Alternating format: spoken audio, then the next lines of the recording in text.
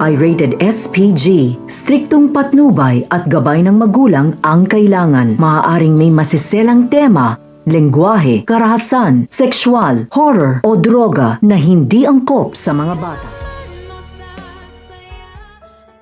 Gagawin ni Giselle ang lahat para makapiling lamang si Justine. Pinigilan nito ang balak ng mag-amang Justine at Eric na bumalik ng US nang malaman na aalis na ang mga ito dahil may job interview pa di umano ang kanyang anak. Sa kagustuhang nais pa niyang makakasama ng matagal ang anak ay inalok niya ito ng trabaho sa Apex. At dahil gusto ni Justine na makaganti sa ina sa pang-iiwang ginawa nito, ay tinanggap niya ang alok, ngunit may kondisyon. Gusto niyang makuha ang mataas na posisyon dahil gusto niyang subukan kung ano ang kayang gawin ng kanyang ina makasama lamang siya. Hindi lubos akalain ni Justine na papayag si Giselle sa nais niya kahit mapunta pa sa kanya ang pagmamayari ng hospital.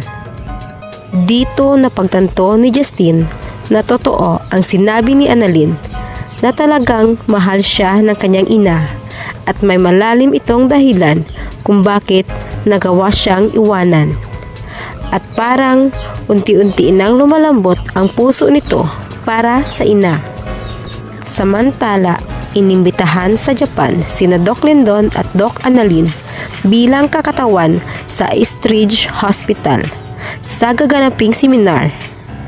Napaisip si Doc Carlos na ito na ang tamang panahon para makapagbakasyon si Lynette at pansamantalang makalimutan ang masasamang alaala. Kaya kinausap nito si Annalyn na isasama nito ang ina sa pagpunta ng Japan. At nalaman din ni Carlos na isa ito sa mga pangarap ng asawa, kaya nais nitong tuparin. Sobrang nagpasalamat naman si Annalyn sa doktor dahil talagang mahal nito ang kanyang ina at gagawin ang lahat para tuluyan ng bumalik ang sigla ni Lynette.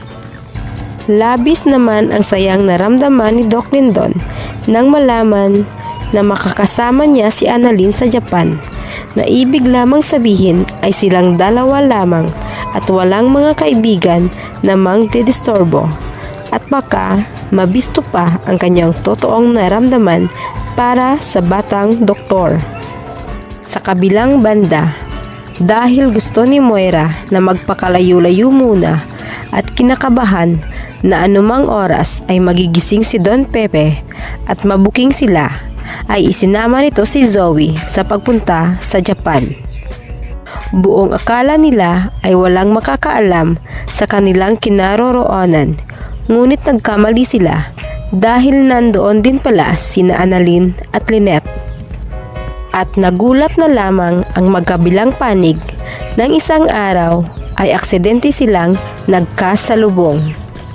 Ngayong bumalik na sa Apex ang mga kaibigan ni Annalyn at inalok siya ng amang si Robert na bumalik na rin sa hospital ng kanyang lolo.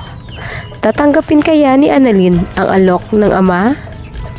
Sabay-sabay lamang nating aabangan dito lamang sa Abot Kamay na Pangarap.